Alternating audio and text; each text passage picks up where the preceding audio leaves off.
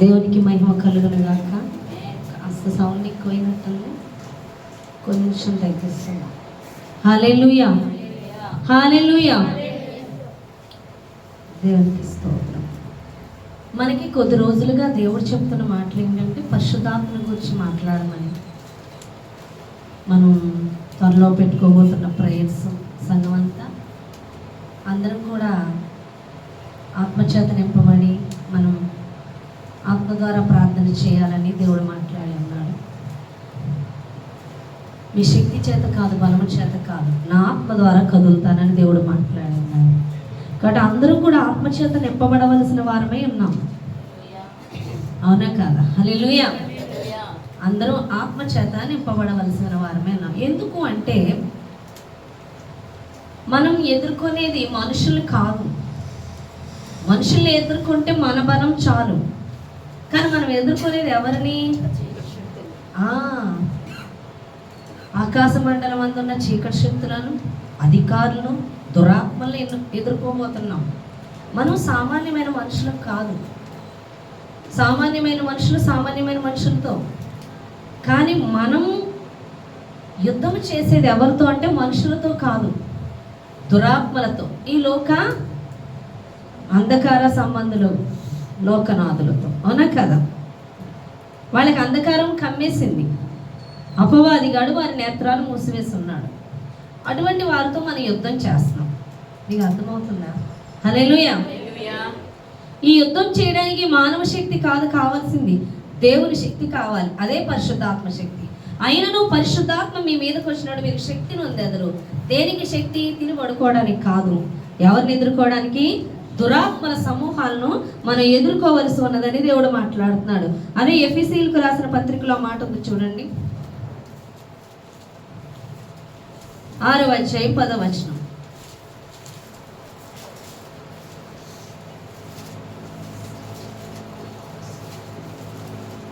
తుదకు ప్రభు యొక్క మహాశక్తిని బట్టి ఆయన యందు బలవంతులై ఉండుడి.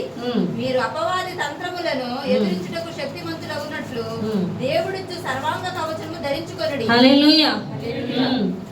ప్రభునందు మహాశక్తిని బట్టి ఆయన యందు ఎలా ఉండాలి? బలవంతులై ఉండాలి. ఆయన బిడ్డలుగా మనం ఎలా ఉండాలి? ఆయన పక్షపు వారిగా బలవంతులై ఉండాలి. దేవుడు ఒక సమూహాన్ని మనల్ని సిద్ధపరుస్తున్నాడు. దేని కొరకంటే దురాత్మలతో మనం పోరాడడానికి. కాబట్టి మనం శక్తిని పొందుకోవాలి. ఏంటి ఆ శక్తి అంటే పరిశుద్ధాత్మ శక్తిని మనం పొందుకోవాలి. దేనికి పొందుకోవాలి అంటే దురాత్మలను ఎదిరించడానికి. ఆ మాట ఉంది చూడండి, ఏలయనగా మనం పోరాడునది శరీరులతో కాదు, కానీ ప్రధానులతోనూ, అధికారులతోనూ, ప్రస్తుత అంధకార సంబంధులకు, లోకనాథులతోనూ, ఆకాశ మండలం అందున దురాత్మల సమూహాలతోనూ పోరాడుచున్నాం. అందుచేత మీరు ఆపదినమందు వారిని ఎదిరించుటకును, సమస్తమును నెరవేర్చిన వారే నిలబడుటకును శక్తిమంతులగునట్టు దేవుడిచ్చు సర్వాంగ కవచం ధరించుకోండి. హల్లెలూయా. వాటిని ఎదిరించుటకు మనం సర్వాంగ కవచం ధరించుకోవాలి. మరి పరిశుద్ధాత్మ దేవుడు మనం మాట్లాడాడు ఏమనంటే, చూడండి, ఇజ్రాయెల్ ప్రజలందరినీ కూడా దేవుడు పాలు తేనెలు ప్రవహించే దేశానికి తీసుకెళ్ళినప్పుడు ఆల్రెడీ కనాను దేశాన్ని పెరిజ్జీలు, హివ్వీలు, హిత్తీలు, అనే కదా, యెబూసీలు, వీళ్ళందరూ కూడా ఆక్రమించి ఉన్నారు. వాళ్ళు ఎలా ఉన్నారంటే ఆజానుబాహులు, దీర్ఘదేహులై ఉన్నారు. వాళ్ళ కంటికి మేము మిడతల వలె ఉన్నామని ఇజ్రాయెల్ గోత్రాల వారు వెళ్ళి వేగు చూడడానికి వెళ్ళి వచ్చినప్పుడు చెప్తారు. అలాంటి మనుషులు ఆక్రమించిన ప్లేస్ని దేవుడు ముందుగానే వీళ్ళకి ఇచ్చేశాడు. ఇచ్చి ఏమని చెప్తున్నాడంటే, వెళ్ళి మీరు ఆక్రమించుకోండి, వెళ్ళి వాళ్ళని ఎదిరించండి, మీరు యుద్ధం చేయండి, విజయం నేను ఇచ్చివేసి ఉన్నాను అని దేవుడు మాట్లాడుతున్నాడు. హల్లెలూయా. అలాగే దేవుడు ఎల్షద్దై మినిస్ట్రీ ద్వారా బలంగా కదలబోతున్నాడు. ప్రతి ఒక్కరికి కూడా దర్శనాలు చూపిస్తున్నాడు, కళలు చూపిస్తున్నాడు. నాకు ఫ్లడ్స్ రాకముందు ఒక వీక్లో ఒక కళ వచ్చింది. ఆ కళలో నేనున్నాను, ఒక ఆమె నన్ను విడిచి వెళ్ళింది. ఒక కొండ, ఆ కొండ ఇటువైపు అంతా ఎండిపోయింది. నేను ఒంటరిగా కొండపైకి ఎక్కి అటుపక్కకి దిగేసే టైంకి ఆ కొండ కిందకి వెళ్తే పెద్ద పార్క్, చాలా పెద్ద పార్క్. ఆ పార్కులో, పెద్ద పార్క్ అంటే మరీ కాదు, పర్వాలేదు పార్కు. ఆ పార్కులో ఒక ఆమె అలా కూర్చుంటే ఆమె చుట్టూ పిల్లలు 10 మంది కూర్చున్నారు. ఇంకో ఆమె అక్కడ కూర్చుంటే ఆమె చుట్టూ ఒక కొద్ది మంది. అలాగా పార్క్ అంతా ఒక ఆవిడ కూర్చోవడం. అందరూ ఆడవాళ్ళే, నాకు ఎక్కువ జెంట్స్ని చూపించలేదు, అందరూ ఆడవాళ్ళే. వాళ్ళ దగ్గర ఇలాంటి పిల్లలు గుంపులు అలా అలా అలా కూర్చున్నారు ఆ తోట అంతా. నేను ఆ తోట అంతా వాళ్ళని చూస్తూ తిరుగుతూ ఉన్నాను సంతోషంగా. వాళ్ళకి మధ్య మధ్యలో పోలీసులు కాపలా. ఆ తోటలో చక్కగా నీరు కూడా, వాటర్ కూడా ప్రవహిస్తూ ఉంది. చాలా బాగుంది ఆ తోట చూడడానికి. దాని అర్థం ఏంటి అనుకుంటే, దేవుడు దాని అర్థం వివరిస్తున్నాడు. ఏమనంటే, ఇప్పుడు అందరికీ సంఘంలో దర్శనాలు ఎలా అంటే ఒక్కొక్కరికి ఒక్కో ప్రాంతం అప్పగిస్తున్నాడు. నేను వాళ్ళు ఎవరు అని ఆలోచించా. కానీ నాకు దేవుడు చూపించింది ఏంటంటే, వాళ్ళందరూ కూడా మన సంఘస్థులు. ఒక్కొక్కరికి ఒక్కో ప్లేస్, కొన్ని ప్రాంతాలు అప్పగించేశాడు దేవుడు. ఆ చిన్నపిల్లలు అంటే అర్థం ఏంటంటే, కేవలం చిన్నపిల్లలనే కాదు, ఆత్మలో ఎదగని వారు, అవునే కదా, వాళ్ళు పాలు తాగే స్టేజ్, అటువంటి వారిని వాళ్ళు లీడ్ చేస్తున్నారన్నమాట. అంటే అంత సంఘం విస్తరించడం. అటువైపు ఎండిపోయినట్టుంది, ఒంటరిగా ఎక్కాను కొండ. ఇటువైపుకి దిగేసరికి విస్తారంగా చాలా మంది ఉన్నారు ఆడవాళ్ళు. అది నాకు అప్పుడు అర్థం కాలే, కానీ ఇప్పుడు అర్థమవుతుంది. ఎందుకంటే వైఎస్ఆర్ కాలనీ కానీ ఎక్కడైనా సరే ఒక్కొక్కరు చెప్పే దర్శనాలు ఏంటంటే, ఒక్కొక్కరికి ఒక్కొక్క ప్రాంతాన్ని దేవుడు చూపించేస్తున్నాడు, ఆత్మలు చూపిస్తున్నాడు, ఆత్మలు అప్పగిస్తానంటున్నాడు. వారు సిద్ధపడుతున్నారు. అయితే ఈ నా సంఘాన్ని నేను ఆత్మచేత నింపి ఆత్మ ద్వారా సిద్ధపడమని, ఆత్మను స్వాధీనపరచుకోవాలంటే ఆ ప్రాంతాన్ని, వాళ్ళని స్వాధీనపరచుకున్న దురాత్మలను వెళ్ళగొట్టాలి. కనాను దేశంలో వారందరూ ఎలాగ ఆక్రమించి ఉన్నారో వారిని ఎదిరించినట్లు, వారికి మీద విజయం ఇచ్చినట్లుగా దేవుడు అంటున్నాడు, ఏ ప్రాంతాలు, ఏ ప్రజల్ని మీకు చూపించి ఉన్నాడో ఆ ప్రాంతాల్లో ఉన్న దురాత్మలను మీరు బంధించి, బలవంతుని బంధిస్తేనే కానీ, అవునే కదా, అక్కడ ఉన్నది దోచుకోవడానికి కుదరదని దేవుడు మాట్లాడుతున్నట్టుగా అక్కడ దురాత్మలను బంధిస్తేనే కానీ ఆత్మల స్వాధీనపరచబడరు. వాటిని బంధించాలి అంటే ఖచ్చితంగా మీరు పరిశుద్ధాత్మని పొందుకోవాలి. ఆత్మచేత నింపబడిన తర్వాతే మనము బంధించే వారిగా ఉండాలి. కాబట్టి పరిశుద్ధాత్మ చేత నింపబడాలి అని దేవుడు మాట్లాడుతున్నాడు. మధ్య మధ్యలో పోలీసులు అనగా దేవదూతల ప్రొటెక్షన్ కూడా మనకి ఉన్నదన్నట్లుగా దేవుడు చూపిస్తున్నాడు. అయితే ఈ దురాత్మను బంధించాలంటే ఇక్కడ దేవుడు ఒకటి మాట్లాడుతున్నాడు, చూడండి.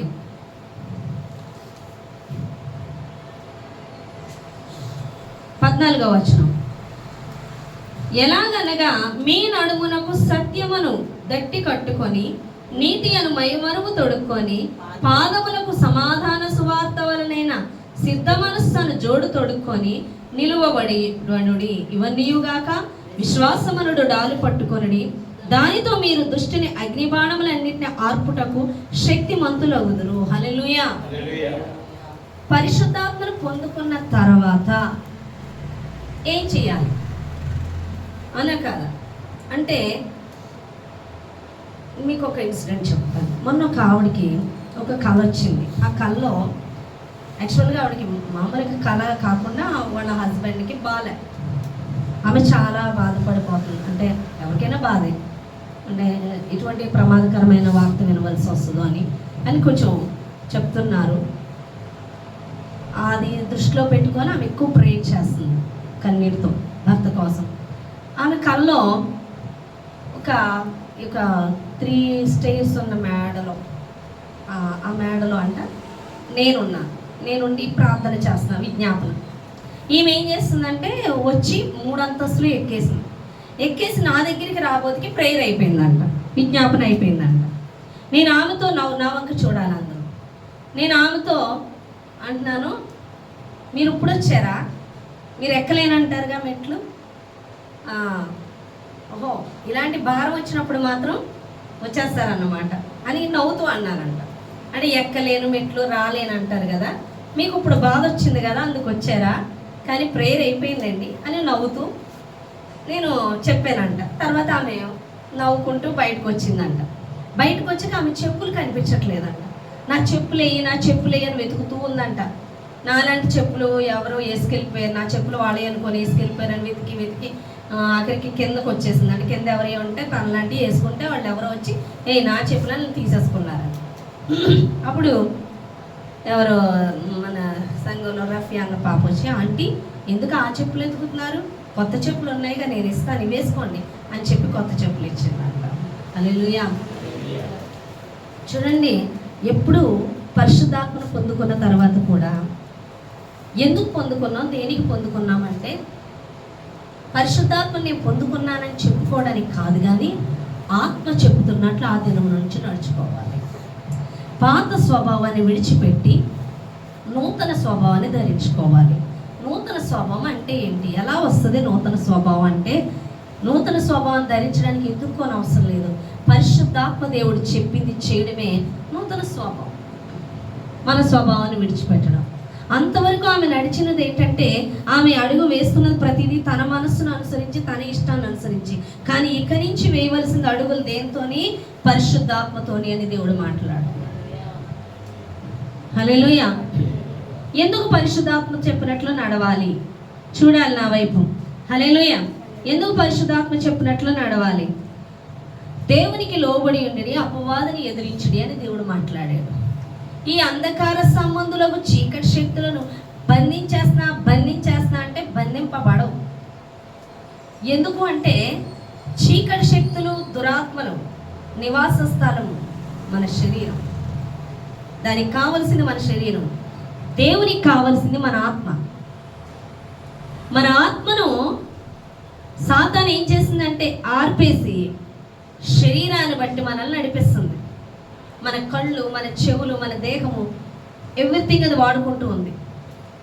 మన దేహాన్ని దాని స్వాధీనంలో ఉంచుకుంటాం. జాగ్రత్తగా వినాలి ఇక్కడ పాయింట్. మన దేహము వాడికి ఆయుధం, మన ఆత్మ దేవునికి ఆయుధం.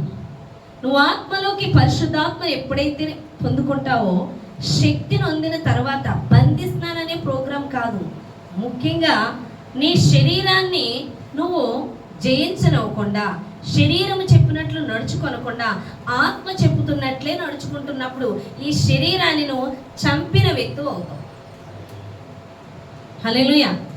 ఏది చేయమని శరీరం చెప్తుంటుందో అది చేయక ఆత్మ చెప్పుతున్నట్లు నడుచుకున్నప్పుడు నీకు నువ్వే బాధపడతావు. చాలా బాధ, అవునా కదా? ఎవరైనా మనల్ని బాగా తిట్టారనుకోండి, ఏమనిపిస్తుంది మనకి? మనల్ని వేలెత్తి చూపించి మనల్ని అవమానపరిస్తే వెంటనే మనకు వచ్చేదేంటి? నువ్వు కరెక్ట్ కాదంటే నువ్వు కరెక్టా, వెంటనే వచ్చేస్తుంది. నువ్వు అదే అంటే నువ్వు అంతకన్నా అది, అవునా కదా? వచ్చేస్తుందా లేదా? వెంటనే. అంటే దాడికి ప్రతిదాడి రెడీ మన శరీరం అయితే. కానీ తిడుతున్నా, వాళ్ళు మనల్ని కాని మాటలు అంటున్నా పరిశుద్ధాత్ముడు భరించు అంటాడు చూడు, అక్కడ చచ్చిపోతున్నట్టే ఉంటుంది మన శరీరం, అవునా కదా? ఎంత బాధ, చాలా బాధ. అణిచేసుకోవాలి అంటే, అణిచుకోవడం అంటే జయించాలి. అర్థమవుతుందా? అప్పుడు ఆత్మ చెప్పుతున్నట్లు వినడం. వెంటనే మనం రియాక్ట్ అయిపోయాం అనుకోండి, శరీరం చెప్తున్నట్లే నడుచుకోవడం. చూడాలనుకున్నది మనం చూస్తుంటే దేవుడు వద్దంటే మానేసుకోవడం, వినకూడని వద్దు అన్నప్పుడు మానేసుకోవడం. ఇలాగ నువ్వు ఆత్మ చెబుతున్నట్లు లోబడుతుంటే అక్కడే ఆల్రెడీ చీకటి శక్తులకు అధికారం కోల్పోతుంది నీ మీద. హల్లెలూయా. అర్థమవుతుందా? అక్కడే జయిస్తున్నావు నువ్వు వాటిని. కొంతమంది అయితే బాధ, ఎంత బాధో వాళ్ళకి. టీవీ చూడకూడదా, ఏడు చర్చికి వెళ్తే తయారవ్వకూడదా, ఏడు దేవుణ్ణి నమ్ముకుంటే ఇది తీసేయాలా, అది తీసేయాలా. ఈ బ్యాచ్ అంతా ఇంకా శరీరంలో ఉన్నట్టే. దేవునికి ఎలా ఉండడం ఇష్టమో అలా ఉండడానికి సిద్ధపడడానికి ఊళ్ళూరుతుంటదే ఈ హృదయం, వాళ్ళ ఆత్మ సంబంధం కాదు. దేవుని కోసం ఇవి వదులుకోవాలి, అవి వదులుకోవాలి, ఇవి చెయ్యాలి, కష్టం, బాబోయ్, భయం, ఇవన్నీ కూడా శరీర సంబంధం. అయితే వాళ్ళు శరీరంలో ఉన్నారు, లేదా మనుషులకి భయపడుతూ కూడా భయం ద్వారా కూడా శరీరంలో ఉన్నారు. అదే ఆత్మను అనుసరించే వాళ్ళైతే సంతోషిస్తారు. ఇంకా దేవునికి నేను ఎలా ఉండడం ఇష్టం. వీళ్ళు ఈజీగా అపవాదిని జయించగలుగుతారు. ఈ బ్యాచే అపవాదిని ఎదిరించు పాత్రలుగా నిలబడతారు. ఒక్కొక్కరు ఊరికినే ఓడిపోతారు. ప్రేయర్ చేయమంటే చేయలేరు, వాక్యం చదవమంటే చదవలేరు, ఉపవాసం ఉండమంటే ఉండలేరు, దేవుని కోసం ప్రార్థనలు గడపమంటే గడపలేరు, ఇవేమీ చేయలేరు. వీళ్ళు ఎంతసేపు దేహం చెప్పినట్లు వింటూ ఉంటారు. అక్కడ సాతాను దేహంలో వీళ్ళని ఎప్పుడో ఆక్రమించేస్తాడు. నువ్వే బంధింపబడితే నువ్వు ఇంకితరులు ఏం బంధిస్తావు? కాబట్టి నువ్వు శరీరంలో నేను బంధించకుండా సాతాను వాడిని ఎదిరించాలంటే ఆత్మను అనుసరించి నడుచుకోవాలి, ఆత్మ చెప్పుతున్నట్లు వినాలి. అప్పుడు శరీరం చాలా ఇబ్బంది పడుతుంది, అయినను సంతోషించాడు. పౌలు ఎక్కువ ఆ మాటలే చెప్తుంటాడు. శరీరాన్ని అయితే నలగొట్టుకుంటాడు. ఆయన అయితే ఉపవాసం ఉండి ఈ శరీరం చెప్పినట్లు నడుచుకొనక తాను ఆత్మ చెప్పుతున్నట్లే నడుచుకోవడానికి, ఈ శరీర బలాన్ని అణగదొక్కడానికి ఉపవాసం ఉంటాడు. అందుకే మాంసాహారులై ఉండకూడదని అంటారు. మాంసాహారులు తింటే బలం శరీరాన్ని రేకెత్తిస్తుంది. అర్థమవుతుందా? శరీరములు ఎక్కువ నడుచుకుంటారు. కానీ ఆత్మయందు తీవ్రత కలిగిన వారిగా ఉండి ఆత్మ చెప్పుతున్న సంగతులు చేయడం, దేవునికి లోబడి ఉండడం, అక్కడ సగం అపవాదుని మీరు జయించేస్తున్నారు. ఇంకోటి సత్యం అనే దట్టి కట్టుకొని, సత్యము చాలా వరకు చాలా మంది అబద్ధం ఈజీగా మాట్లాడతారు. మీకు సీక్రెట్ చెప్పనా? సత్యము అది ఎవరు? యేసు ప్రభువు. నేనే సత్యమును, నేనే జీవమును, నేనే మార్గమునై ఉన్నాను. చూడండి, యోహాను సువార్త 8వ అధ్యాయం 32వ వచనం.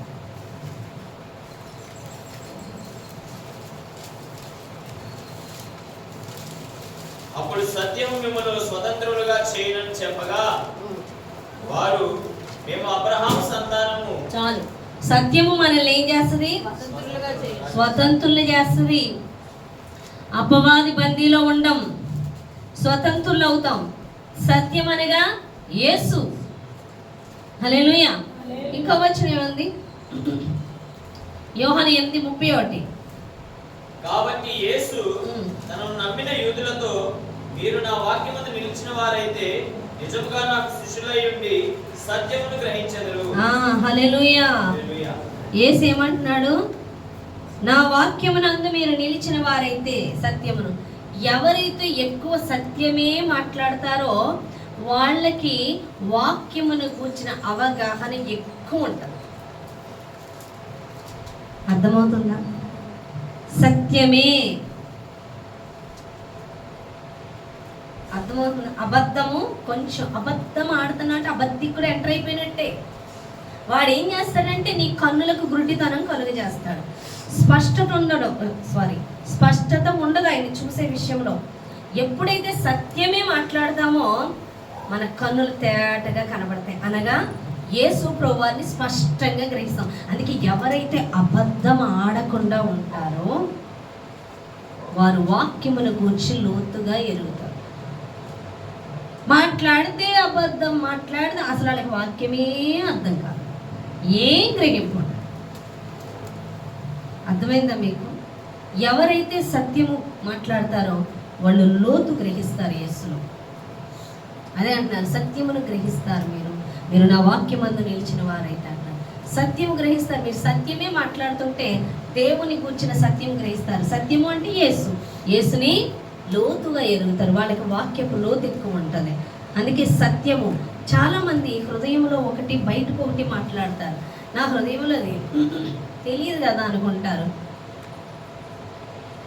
ఎవరైతే అబద్ధం ఆడుతున్నారో బయటికి చెప్పకుండా, ఒప్పుకొనకుండా, అది వాళ్ళకి మేలు చేసుకుంటలేదు, వాళ్ళకి కీడే చేసుకుంటున్నారు. వారి గొయ్య వారే తవ్వుకుంటున్నారు. వాళ్ళకి వాళ్ళే గుడ్డివారుగా మారుతున్నారు. వాళ్ళకి వాళ్ళే దేవుని యొక్క కృపను, దేవుని యొక్క వాక్య గ్రహింపును కోల్పోతున్నారు. కాబట్టి సత్యము అనేది మాట్లాడాలి, యథార్థత అనేది ఉండాలి. అర్థమవుతుందా? నెక్స్ట్, నీతి అనే మైమరు. నీతి అంటే మనము నీతిమంతులుగా మార్చబడాలంటే ఎలా మార్చబడతాం? అబ్రహాము దేవుణ్ణి నమ్మెను, అది అతనికి నీతిగా ఎంచబడెను. అంటే విశ్వాసమందు ఉండడం వల్ల మనం నీతిమంతులుగా మార్చబడతాం. విశ్వాసముతో మనం అడుగులు వేయాలి. ప్రతి దాని యందు విశ్వాసం ఉంచాలి. కానీ అనేక ఆలోచనలు చేస్తాం. నిన్న ఒక అమ్మాయి నుండి సాయంత్రం బాగా సాయంత్రం ఒక్కసారిగా కురిగిపోయింది. నేను ఫేస్ చూసా, ఎందుకు అలా అయిపోయావు అన్న. ఏం లేదు ఏం లేదు ఏం లేదు ఏం లేదు ఏం లేదని చెప్పు అంటే ఏం లేదు ఏం లేదు. సరే తను ఎందుకు అలా ఉంది అంటే ఇలాగ దివ్య చెప్పింది, కొంచెం మళ్ళీ అప్పులు అన్నీ గుర్తొచ్చాయంట. ఏం చేస్తుందంటే అప్పులు ఎవరిని అడగాలి, ఏం చేయాలి, ఎన్నిసార్లు చెప్పినా ఇదే ఆలోచన. సరే నేను ఆలోచిస్తుంటే పరిశుద్ధాత్ముడు మాట్లాడాడు. ఫోన్ చేశా, ఏంటి ఆలోచిస్తున్నా అంటే అది కాదు అంటే జస్ట్ ఏం లేదులే ఏం లేదని కాదు, భర్త వైపు పిల్లల వైపు కాదు నువ్వు చూడవలసింది. నీకు ఒక జాబ్ ఉంది, వాళ్ళైతే జాబ్ చేస్తారు, పని చేస్తారు, తెస్తారు. మరి నీకు విశ్వాసం ఉంది. ఈ విశ్వాసం అనేది ఇరుకులో నుండి నిన్ను విశాలతలోకి తీసుకెళ్తుంది. ఈ ఇరుకు అనేది పెట్టేదే దేవుడు. నీకు దరిద్రత అనేది, నీకు ఒక సమస్య అనేది పెట్టేదే దేవుడు. అలా పెట్టినప్పుడు నువ్వు ఏం చేయాలి, ఎక్కడికి వెళ్ళాలి, ఎవరిని అడగాలి అన్నది కాదు. మరి ఎంత విశ్వాసం దేనికి? నువ్వు నీతిమంతురాలిగా ఎప్పుడు మార్చబడతావు అంటే విశ్వాసం అనేది నీకు ఇచ్చాడు దేవుడు. ఆయన యందు విశ్వాసం ఉంచడం ద్వారా నువ్వు ఎంత విశ్వాసం ఉంచితే అంతగా. ఎందుకు నీకు అనవసరం, ఆయన ఎలా ఇస్తాడో.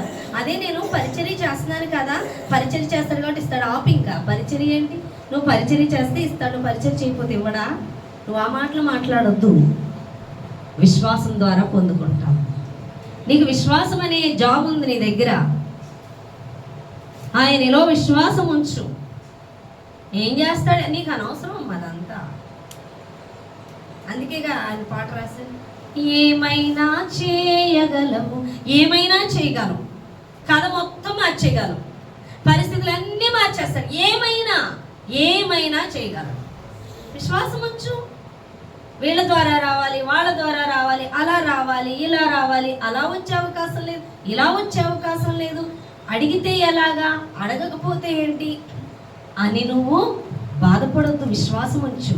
ఇక ఇంకో విషయం, అక్కడ తొందర పెడుతుంది నీకు సమస్య ద్వారా అంటే ఎవరు? వాడు అపవాది. ఎందుకు అపవాది తొందర పెడుతున్నాడు నిన్ను? నువ్వు ఆత్మను అనుసరించకుండా శరీరాన్ని అనుసరించాలని. ఆపాలంటే దేవుడు ఆపలేడా? వాళ్ళు అడుగుతున్నారు అంటే సాతాను తొందర చేస్తుందంటే ఎందుకు? నువ్వు శరీరపరమైన ఆలోచన చేయాలి. నువ్వు ఎప్పుడైతే శరీరపరమైన ఆలోచన చేస్తావో అపవాదికి నీ మీద మళ్ళీ అధికారం వచ్చేస్తుంది. ఇప్పుడు అమ్మాయి స్టార్ట్ చేస్తుంది ఏమని, ఎలా, ఎక్కడ తేవాలి, ఏం చేయాలి నేనేం చేయాలి అంతే. అపవాది ఎంటర్ అవ్వడానికి దారి చూసేసుకుంటున్నాడు. నువ్వు వాడికి దారి ఇవ్వడానికి లేవు. శరీరాన్ని బట్టి వెళ్ళొద్దు. నువ్వు విశ్వాసం ఉంచు. నీకు అనవసరం అది. నీకు ఆయన ఉన్నారు, ఆయన ఐశ్వర్యవంతుడు, మన కోసమే అదంతా. కానీ నువ్వు విశ్వాసం ఉంచు. అంతేగా నువ్వు పరిస్థితుల వైపు, మనుషుల వైపు చూసినా మరలా నువ్వు శరీరంలో బ్రతుకుతున్నట్లే, మరలా శరీరంలో అపవాదికి చోటిస్తున్నట్లే. విశ్వాసం ఉంచు. ఏమైనా చేయగలడు. ఏలియా సంపాదించుకున్నాడా?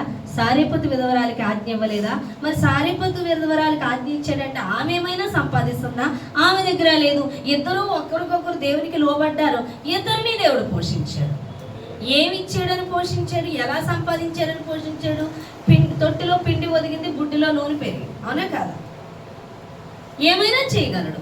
నీ విషయంలో ఏమైనా చేయగలడు, అదే విశ్వాసం. ఈ విశ్వాసపు అడుగులు కూడా సాతాను యొక్క శక్తిని కూలగొట్టేస్తుంది. అపవాది గడు దాడి చేయలేడు. శరీరంలో ఆ పరంగా కూడా నిన్ను కృంగుదల చేయడానికి, నిన్ను పట్టుకోవడానికి ఏం చేయాలి నేనేం చేయాలి ఇదే అపవాది. నువ్వు ఏం చేయాలన్నది ఆలోచింప చేస్తూ కూడా అపవాది నీ మీద దాడి చేస్తుంది. ఏం చేస్తావు? నువ్వేం చేయలేవు. మనం ఏం చేసినా గెలవలేం, ఓడిపోయిన వారమే. కానీ క్రీస్తులో మాత్రం విజయం ఉంది. క్రీస్తులో ఏదైనా పొందుకోగలం. హల్లెలూయా. కాబట్టి అబద్ధములు మానివేయడం ద్వారా నీ నేత్రములు బాగా తెరవబడతాయి. వాక్యమును గురించిన లోతైన అవగాహన ఉంటుంది. ఇంకోటి నీతి అనే మైమరు అనగా విశ్వాసం ఉంచాలి. నువ్వు ఎంతగా దేవుని ఎంత ప్రతి విషయమున నీకు సమస్యలు వచ్చేది నీకే ఎందుకు వస్తున్నాయి? నువ్వు విశ్వాసం ద్వారా పొందుకోవాలి. అప్పుడే నీతి మంత్రాల్లో మార్చబడతావు. నువ్వు నీతి మంత్రాలు అంటే యేసుని ధరించుకోవడం ఎలా ధరించుకుంటావు? విశ్వాసం ద్వారా. ఏ విషయంలో విశ్వాసం? నీకు వచ్చే సమస్యల్లో నువ్వు విశ్వాసం ఉంచు. నేను పదును చేస్తున్నాడు, నిన్ను సిద్ధపరుస్తున్నాడు. హల్లెలూయా. సమస్యలు వస్తున్నాడు, సంతోషించాలి. నీ విశ్వాసానికి పరీక్ష అది. విశ్వాసం ద్వారా పొందుకోవాలి కానీ శరీరం ద్వారా పొందుకోవడానికి ప్రయత్నం చేయొద్దు. చేసిన మరుక్షణం అపవాదికి చోటిచ్చినట్లు. నేను ఏదైనా ఆలోచన చేయడానికి చాలా భయపడిపోతుంటాను. ఎందుకని? త్వరపడి చేయడం ఏంటి? అసలు చేయడానికి లేదు. చేసిన మరుక్షణం నేనైపోతాను. దేవుడు చెప్పింది ఆత్మకే అప్పగించుకోవాలి. అప్పుడే అపవాది ఓడిపోతూ వస్తాడు. ఆలోచన చేసామా సిగ్గుపరచబడతాం, అవమానం పొందుతాం. హల్లెలూయా. కానీ దారులొద్దు, వీళ్ళ దగ్గర రాదు, వాళ్ళ ద్వారా రాదు. నెక్స్ట్ నేనేం చేయాలి అంటే నిజంగా నువ్వు విశ్వాసం దేవుడి మీద లేదు, వాళ్ళు వీళ్ళు అన్నమాట. ఇప్పుడు ఏం చేయాలి? ఎందుకు వచ్చింది ఆలోచన అంటే విశ్వాసం లేదా? ఎంతవరకు ఏం చేసావు? ఇప్పుడు అదే చేయి. విశ్వాసం ఉంచు. నీ విశ్వాసం మనుషుల్లోనో నీ మీదో ఈ దారి కాదు, ఆ దారి కాదు, ఈ దారి లేదు, ఆ దారి అన్నీ మూసిపోయి ఎలా అంటున్నావంటే అయితే విశ్వాసంలో నడుచుకుంటలేదు. అందుకే అపవాది దాడి ఇంకా నీ మీద ఉంటుంది. ముందు అపవాది దాడిని శరీరం మీద చేయించాలి. హల్లెలూయా. ఇంకోటి రక్షణ ఉండాలి. ఇంకోటి వాక్యం అనేది ఖడ్గం ఉండాలి. విశ్వాసం అనేది డాల్ ఉండాలి. నెక్స్ట్ ఇంకా ముఖ్యమైనది ఇంపార్టెంట్, ఆత్మ వలన 18వ వచనం, ఆత్మ వలన ప్రతి సమయమునందును ప్రతి విధమైన ప్రార్థనను విజ్ఞాపనను చేయించు ఆ విషయమై సమస్త పరిశుద్ధుల నిమిత్తమున పూర్ణమైన పట్టుదలతో విజ్ఞాపన చేయించు మెలకువగా ఉండుడి. మోస్ట్ ఇంపార్టెంట్ విజ్ఞాపన ప్రార్థన. యేసు ప్రభువు చేసేది తండ్రి కుడిపార్శ్వమున కూర్చొని విజ్ఞాపనే చేస్తున్నారు. అవునా కదా? మనం అదేగా ఆయన విజ్ఞాపన చేస్తూ ఉన్నారు. విజ్ఞాపన అనేది చాలా తేలిక హృదయాలతో చూస్తారు. విజ్ఞాపన ప్రార్థనకి రారు. నాకు దేవుడు పరిచర్య మొదలుపెట్టినప్పుడు పరిచర్య నాకు తెలియదు, సేవ పిలుపని కూడా నాకు తెలియదు. ఇంకా అవగాహనే లేనప్పుడు నేను విజయవాడ వచ్చినప్పుడు నాకు అందరినీ చూపించి భారం ఉండేది. భారం ఉంటే కూర్చొని అలా ఆలోచిస్తుంటే నాకు అనిపించింది వీళ్ళ కోసం చేయాలి, వాళ్ళ కోసం చేయాలి అని ఆలోచిస్తుంటే పరిశుద్ధాత్మ దేవుడు అన్నాడు, ఒక బుక్ తీసుకొని పేపర్ మీద పెట్టి రాయి. అవును, దానికి చాలా విలువ కదా. ఇప్పుడు ఎవరికైనా 1 లక్ష రూపాయలు ఇచ్చాను అనుకోండి, ఊరికనే రేపు ఇవ్వలేదన్నా ఏం చేయలేను. కానీ పేపర్ రాసి సంతకం పెట్టించుకొని దానికి స్టాంప్ వేస్తే దానికి చాలా పవర్ ఉంటుంది. నువ్వు ఎక్కడికైనా వెళ్ళచ్చు, కోర్టుకి. అవునా కదా? లేదనుకో దానికి విలువ లేదు. అలాగే దేవుడు అన్నాడు, నువ్వు బుక్లో రాసి ప్రార్థన చేస్తే దానికి నువ్వు అడిగే అధికారం ఉంటుంది. నువ్వు ప్రార్థన చేయన్నప్పుడు నేను స్టార్ట్ చేస్తానండి. మొట్టమొదటి ఎవరి కోసం? యెరూషలేము కోసం అని, ఇజ్రాయెల్ ప్రజల కోసం, నెక్స్ట్ సేవకుల కోసం, మన సేవకుల కోసం. ఆ తర్వాత నాకు ఎవరు భారం పెట్టాడో అందరి పేర్లు రాసుకొని ప్రతిరోజు కూడా ఒక టైం పెట్టుకునేదా. ఒక టైం, ఆ టైంకి దేవుడు అక్కడికి వచ్చేస్తాడంటే మనం ప్రార్థన చేస్తాం. ఆ టైం పెట్టుకొని నాకు శ్రద్ధ, నాకెవరూ చెప్పలేదు, అది నాకు పరిశుద్ధాత్మ దేవుడు చెప్పాడు. నాకు అప్పుడేం సేవకులు నా దగ్గర లేదు, విడాబుల్లో ఉన్నా, నేను విజయవాడలో ఉండేదాన్ని, నాకేం ఫోన్ లేదు కూడా. కానీ నాకు పరిశుద్ధాత్మ దేవుడితో ఎక్కువ ట్యూన్ అయ్యేదా. అలా నాకు ఇంటి నిండా సమృద్ధి లేదు, కనీసం తిండి కూడా పెట్టలేనోడు వచ్చాడు నాకు. అర్థమవుతుందా మీకు? మనుషుల పాదాలు పట్టుకుందాం, మనుషులను అడుక్కుందాం అనే టైప్ మనిషి, కానీ దేవుని మీద ఆనుకునే వ్యక్తి కాదు. కానీ నాకు దేవుడు చెప్పినప్పుడు నేను విజ్ఞాపన మొదలు పెట్టేదాన్ని. మొదటిగా ఒక క్రమాలు చేసుకొని ఆరాధన చేసుకొని ఆ తర్వాత నేను విజ్ఞాపన చేసేదాన్ని. ప్రతిరోజు ఆ టైం చేసేదాన్ని. ఎవరైతే విజ్ఞాపన చేస్తారో వారికి ఆ ప్రాంతాలు దేవుడు అప్పగిస్తారు. శ్రద్ధ కలిగిన వారు ఏలుబడి చేస్తారు. శ్రద్ధ ఉండాలి. ఇచ్చే అంటే ఎక్కడి నుంచి ఇచ్చేస్తా? నువ్వు ప్రార్థన చేస్తావా? నువ్వు బంధించావా? నువ్వు బంధించాలి అంటే, అవి బంధింపబడాలి అంటే దేవునికి లోబడ్డావా? శరీరం అందు దాన్ని జయించావా? నువ్వు ఎప్పుడైతే దాని శరీరం అందు చేస్తున్నావో అది అప్పుడే అక్కడ ఇదైపోయింది. తర్వాత పరిశుద్ధాత్మ దేవుడు ఏం చెప్తున్నాడో అదే చేయడం లోబడ్డం. నువ్వు అలా లోబడుతూ దేవుడు చెప్పించి చేస్తుంటది. పరిచర్య కాదు, నీ జీవితంలో కాదు, ఏదైనా పరిశుద్ధాత్మ దేవుడు చెప్పించేస్తున్నాడు నువ్వు అపవాదిని ఎదిరించినట్లు. అప్పుడు నువ్వు విజ్ఞాపనలో అనేక బంధకాల్లో ఉన్న వారిని విడిపించి మళ్ళీ ఉపవాసాలు, అందులోనే నాకు దేవుడు పరిశుద్ధాత్మ ఉపవాసం ఉండి ప్రార్థన చేయమని చెప్పి గొప్ప చెప్పుకోవడం కాదు, వరుసనే ఉండిపోయేదాన్ని. ఎన్ని రోజులు ఉండగలిగేదాన్నో అవి 3 days అవ్వచ్చు, 4 days అవ్వచ్చు, ఉండిపోయి ప్రేచ అంత తీవ్రత కలిగి ఉండేదాన్ని. బంధిస్తూ ప్రార్థన చేసేదాన్ని, చీకటి శక్తులు బంధిస్తూ. అలా బంధిస్తున్నప్పుడు చాలా రేగిపోయి నా మీదకి ఎంత దాడి వచ్చేదో. ఎక్కడి నుంచి దాడి వచ్చేదంటే సొంతింటి వారి నుంచి, చుట్టుపక్కల వారి నుంచి, భర్త నుంచి, భర్త సంబంధుల నుంచి, పుట్టింటి సంబంధుల నుంచి, అందరి నుంచి నాకు వ్యతిరేకత వచ్చేది. ఒంటరి దాన్ని అయిపోయేది. కనీసం నోరిప్పి చెప్పుకోవడానికి కూడా ఎవరు ఉండేవారు కాదు.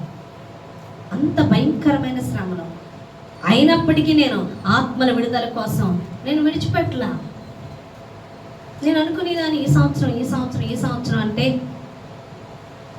ప్రభా ఈ సంవత్సరం విడుదల వస్తుంది, ఈ సంవత్సరం ఈ శ్రమలు తీరుతాయి, ఈ సంవత్సరం ఈ శ్రమలు తీరుతాయి అంటే నాకు అప్పుడు వాక్యములో అంతలోతు అప్పుడు తెలియలేదు. కానీ ఒక సేవకుని ద్వారా తెలిసింది, నువ్వు చస్తూ ఉంటే సంఘం బతుకుతూ ఉంటుందని. నువ్వు ఎప్పుడైతే శరీరంలో చస్తూ ఉంటావో అప్పుడే జీవం సంఘంలోనికి ప్రవహిస్తుంది. నువ్వు పగలందే, నువ్వు చావందే జీవం సంఘంలోకి వెళ్ళదు. కాబట్టి ఈ శ్రమ నువ్వు శరీరంలో అపవాదిని జయించిన కొరకైన దేవుడు మాట్లాడాడు. ఎంతమందికి అర్థమవుతున్నాయి చెప్పే మాటలు? హల్లెలూయా. అంటే శ్రద్ధ ఉండాలి. ప్రార్థన ఇచ్చే ప్రవచ కాదు దగ్గర నేను 3-4 years చేశాను ప్రేయర్. ఉపవాసం ఉండి భయంకరంగా ఉండేదాన్ని. ఉపవాసం నైట్ అవుట్లు చేసేదాన్ని. ప్రేయర్స్ తెల్లవారులు ఉండిపోయేదాన్ని. ఆరాధన చేసుకుంటూ మాట్లాడుకుంటూ. అప్పుడు అతని క్యాప్లు వేసేవాడు. 3-4 days 1 week వెళ్ళిపోయేవాడు. ఇంకా అప్పుడు ఏంటి, నాకు పనే ఉండేది కాదు. ఫాస్టింగ్ ఉండిపోయేదాన్ని. ఇంక పని ఉండేది కదా, వంటే ఉండేది కాదు. ఇల్లు చదివేసుకోండి ఇంకా అంతే. ఇక మొదలెట్టేదాన్ని ప్రేయర్. ఇక నిద్ర ఉండదు. వాళ్ళ శరీరం అలా ఉన్నప్పుడు నిద్ర ఉండేది కాదు నైట్లు. ఇక నైట్లు పగలు ఒకటే ఆరాధన, పాటలు, వాక్యము, ఫాస్టింగ్. అవి దగ్గర 3-4 years కంటిన్యూగా నేను ఉన్నాను. 1 week వచ్చేవాడు, 1 week వెళ్ళిపోయేవాడు. ఆ 1 week ఉండేదాన్ని. ఆ 1 week వెళ్ళిపోగానే మళ్ళీ 1 week ప్రేయర్, ఫాస్టింగ్ ప్రేయర్స్. అంతగా దేవుడితో గడిపి విజ్ఞాపనలు చేసి అబద్ధము ఆడక పరిశుద్ధాత్మ దేవుడు ఏం చెప్తున్నాడో అదే నెరవేరుస్తూ, దేవుడు చెప్పిందే చేస్తూ, నేను అనుకున్నది చేయక నడుచుకున్నప్పుడు చీకటి శక్తులు బంధింపబడతాయి. ఈరోజు ఆత్మను అప్పగించట్లేదంటే అప్పగిస్తాడు. ఆత్మను అనుసరించి ఆయనకి లోబడు, వాడిని ఎదిరించిన వ్యక్తి అవుతావు. అబద్ధము కొంచెం కూడా ఆడకు, భయపడకు. శరీరానికి, మనుషులకి విశ్వాసం ఉంచు. ప్రతి విషయంలో నీ సొంత ప్రయత్నాలు, సొంత ఆలోచన, సొంత బలం పక్కన పెట్టు. ఒక్క ఆలోచన చేసిన శరీరంలో అది బంధించేస్తుంది నిన్ను. నీ కన్నులకు గురుడితనం కలుగ చేస్తుంది. ఆయన ఏం చెప్తున్నాడో వినలేవు, ఆయన ఏంటో గ్రహించలేవు, ఆయనకి నీ పక్షాన ఉన్న బాహుబలపు శక్తి ఏంటో చూడలేవు. హల్లెలూయా. ఇప్పుడు ఆర్మీకి వెళ్తారండి మిలిటరీ వాళ్ళు, అవునా కదా? వాళ్ళకి ట్రైనింగ్ ఉంటుంది. దేనిలో ఉంటుంది ట్రైనింగ్? శత్రువుని జయించాలంటే వాడిని పొట్టేసుకొని వెళ్తే అవదు, ఇంతలా ఉండే వెళ్తే అవదు. వాడు ఎలా ఉండాలి, అవునా కదా? వాళ్ళకి ఎంతసేపు శరీరంలోనే ట్రైనింగ్. టైంకి లెగాలి, హెల్దీ ఫుడ్ తీసుకోవాలి, ఎంత ఫుడ్ క్వాంటిటీ, అవునా కదా? బద్దకించకూడదు, పరుగులే, అంత శరీరాన్ని వాళ్ళు జయిస్తారు. మన శరీరానికి లోబడిపోతాం, దీన్ని బాగా పోషిస్తాం. వాళ్ళు శరీరాన్ని జయిస్తారు అక్కడ. లేకపోతే అంతంత బరువులు వేసుకొని వాళ్ళు యుద్ధానికి వెళ్ళలేరండి. అలాగే మనం కూడా శరీరంలో పడిపోకూడదు. దీన్ని జయిస్తేనే శత్రువుని ఎదిరించగలుగుతాం. కాబట్టి ఆత్మ చెబుతున్నట్టు లోబడుతూ ఉంటే నువ్వు ఇక్కడ నీ శరీరాన్ని మరణించినంతగా బాధపడుతుంది కొంచెం. అప్పుడేమవుతుందంటే నీలో నుండి జీవము నీలో నుండి వెలుగు నీ చుట్టూ ఉన్న చీకటి తొలగింపబడి ఆ ప్రాంత ప్రజలు వెలుగుగా మార్చబడతారు. నువ్వు ఇక్కడ లోబడుతున్నప్పుడు వారిని బంధిస్తున్న దురాత్మలు ఆ ప్రాంతాన్ని విడిచిపోతాయి. నువ్వు వస్తుంటే కేకలు వేసుకుంటూ అరుస్తాయి, బాబోయి మమ్మల్ని బంధించడానికి వచ్చేసాయి. మేము ఒక ప్రాంతానికి వెళ్తే ఎందుకు వచ్చావు నువ్వు, నన్ను ఇక్కడి నుంచి వెళ్ళగొట్టేయాలని చూస్తారు. దేనికి వెళ్ళగొట్టేయాలి? ఆయా మనుషులు కాదు, ఆయా మనుషులు ఉన్న దురాత్మలు. ఇంకోటి, సేవ చేసేవాళ్ళు ముఖ్యంగా చూడవలసింది మనుషులు కాదు, మనుషుల్ని అక్కడ వాడుకుంటూ మాట్లాడుతున్న దురాత్మ. వాడిని మేము ఒక చోట ప్రేయర్కి వెళ్తాం, ఎలాగైనా వెళ్ళగొట్టేది ఇక్కడి నుంచి. ఎందుకని? ఏంటంటే వాళ్ళకి లాభం, వాళ్ళిద్దరికి ఏ లాభం లేదు మేము రావడం వల్ల. కానీ వాడికి ఉంది నష్టం, అపవాదిగాడికి. వాడు తెగ బాధపడిపోతున్నాడు, వాడి కంగారు పడిపోతున్నాడు, ఏదోటి చేసేయాలనుకుంటున్నాడు. అంటే అక్కడ పని చాలా ఉందని మాకు అర్థం. హల్లెలూయా. వాడికి అంత కంగారు వచ్చింది అంటే ఏంటి అర్థం? ఆడి పని అయిపోతుంది. హల్లెలూయా. మరి ఏం చేస్తున్నాం మేము? అక్కడికి వెళ్ళి బంధించి ఉంటున్నామా? కాదు, లోబడుతున్నాం. బంధించాలి, బంధించాలి. లోబడి బంధించినప్పుడు పారిపోతాయి. నువ్వు దేవునికి లోబడకుండా బంధిస్తావు, నీ మీద తిరగబడతాయి. అవునా కదా? హల్లెలూయా. కాబట్టి విజ్ఞాపన మెయిన్ ఇంపార్టెంట్. ఆత్మ చెబుతున్నట్లు నడుచుకోవడం, సత్యమును మాట్లాడడం, సత్యమునే అనుసరించడం, విశ్వాసం ఉంచడం, వాక్యమును చదవడం, ప్రార్థన చేయడం, విశ్వాసం ఉంచడం. అర్థమవుతుందా మీకు? పరిశుద్ధాత్మ లీడింగ్కి 100% అప్పగించుకోవడం, దేవుడు చెప్పిదన్న ప్రతి పనికి సిద్ధ మనసు కలిగి పరుగులెత్తడం, ఇవన్నీ ఆత్మను అనుసరించడం, అది దేవునికి లోబడడం. అదే సమయంలో అపవాదిని ఎదిరించేస్తున్నాడు, వాడి శక్తి పడిపోతుంది. హల్లెలూయా. అప్పుడు విజ్ఞాపన చేస్తుంటే నువ్వు ఏ ప్రాంతాలు ఉన్నా ఆ ప్రాంతాల కొరకు విజ్ఞాపన చేస్తే ఆత్మలందరినీ నీకు దేవుడు అప్పగిస్తాడు. హల్లెలూయా. కాబట్టి దేవుడు అంటున్నాడు, ఒక్కొక్కరికి పరిచర్య అప్పగించా. అయితే వారందరూ కూడా ఆత్మను పొందుకోవాలంటే పరిశుద్ధాత్మను పొందుకొని ఈ విధంగా మీరు నడుచుకున్నప్పుడు ఆత్మను పొందుకుంటారు. అంతేకాదు, ఆత్మను ఎప్పుడైతే పొందుకుంటున్నావో, దేవుడు చెప్పింది ఎప్పుడైతే లోబడుతున్నావు, విశ్వాసం ఉంచుతున్నావు, ఆ విశ్వాసము ద్వారా సమస్త విషయాల్లో నువ్వు సమృద్ధిని కూడా పొందుకుంటావు. హల్లెలూయా. విశ్వాసం ద్వారా అన్నీ జయిస్తావు. అసలు నీకు పేదరికాన్ని కలిగించేది ఎవరు? సాతాను. అదొక ఆయుధం దేవునికి. నువ్వు విశ్వాసం ద్వారా సమృద్ధితో పోషణ. అందరికీ జాబులు పోతే ఇప్పుడు సాఫ్ట్వేర్లు చాలా మంది తీసేస్తే మా పరిస్థితి ఏంటి? మనం అలా ఏం బాధపడక్కర్లేదు. అసలు మనం విశ్వాసం అనే జాబ్ ఉందండి మనకి క్రీస్తులో. అర్థమవుతుందా? విశ్వాసం ద్వారా బోలెడు మనకి. అది కరువులో అయినా చెప్పాడుగా, అవునా కదా? ఏలియాని కరువులోనేగా పోషించాడు. నీ పక్కన 1000 మంది పడిపోయినా, కుడి పక్కన 10,000 మంది కూడిపోయినా విశ్వాసం ద్వారా అపాయం ఎందుకు రాదు? విశ్వాసం. నిన్న వాళ్ళ హస్బెండ్ బాగాలేదంటే వాళ్ళ హాస్పిటల్కి వెళ్తే అసలు వీళ్ళు వచ్చారంటే సీరియస్గా, వీళ్ళ హస్బెండ్, ఇంకో ఆవిడ దేవుడు నమ్మకూడదండి, వాళ్ళ హస్బెండ్ సీరియస్గా వస్తే వీళ్ళు చనిపోతారేమో అన్న స్టేజ్ అంట వీళ్ళది. కానీ దేవుడు అలా మెడిసిన్ ద్వారా తగ్గుతుందని చెప్పారు.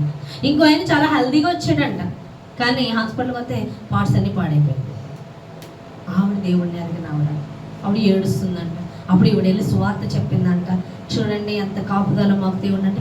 తెలుసమ్మా నాకు యేసయ్య గురించి అని. మీకు తెలుసు అంటే, అవునమ్మా నాకు తెలుసు, నాకు చాలా ఇష్టం కూడా అంట. చాలా మందికి ఇష్టం ఉంది, కానీ సాతాను వాళ్ళని బంధిస్తుంది రానవ్వకుండా. అనేకులు ఉన్నారు, వారి బంధకాల నుంచి విడిపించబడారు. వాళ్ళ క్రియలు చూసి, వాళ్ళని చూసి నువ్వు చెడుగా అనుకోవద్దు, నువ్వు చేయవలసింది నువ్వు చేయి. ఆత్మచేత నింపబడి విజ్ఞాపన బుక్ రాయి. ఎప్పుడైనా రాసావా నువ్వు? నిజంగా నీలో తీవ్రత ఉంటే అది రాయాలి. నాకెవరో చెప్పలే, పరిశుద్ధాత్ముడు చెప్పాడు. ఎవరైతే లోబడి రాస్తారో, నువ్వు ప్రార్థించకుండా ఆ ప్రాంతాన్ని దేవుడు ఇవ్వడు. నువ్వు ప్రార్థిస్తే తప్పగా నీకే ఇస్తాడు. నువ్వు ప్రార్థించిన ఆ ప్రాంతం నీకుగాక ఎవరికి ఇస్తాడు? హల్లెలూయా. అవునే కదా? ఇప్పుడు కనాను దేశం వాళ్ళకే ఇచ్చాడు, వెళ్ళాలి ఆక్రమించుకోవడమే. అలాగే నువ్వు ప్రార్థిస్తే నీకే ఇచ్చాడు, నువ్వు ఆక్రమించుకోవాలి. ఎలా? యుద్ధం చేయాలా? కాబట్టి దినాన్ని దేవుడు మాట్లాడుతున్నాడు, ఒక్కొక్కరికి పరిచర్య ఉంది, విస్తారమైన పరిచర్య. ఆ పరిచర్యలోనూ ఆ స్థలము వారిని స్వాస్థ్యంగా పొందుకోవాలి అంటే ఆత్మచేత నింపబడాలి. ఆత్మచేత నింపబడేది ఎందుకు అంటే నువ్వు నూతన స్వభావం ధరించుకోవాలి.